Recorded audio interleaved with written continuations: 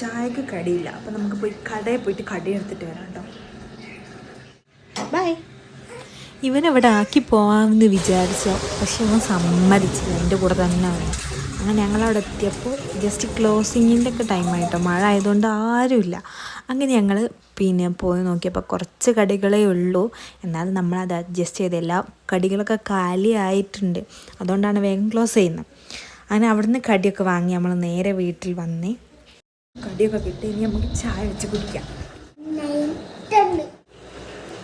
വച്ചുകൊണ്ടിരിക്കുന്നുണ്ട്. ഉന്നക്കായി, പഴംപൊരി, പിന്നെ കൊഴക്കട്ട, പിന്നെ ചായ. അതാ ചായയുമായി കടിയുമായി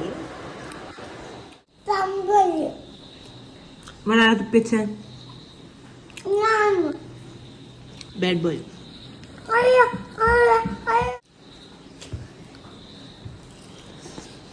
unnakkaya. Okay. Bye from FG Vlogs.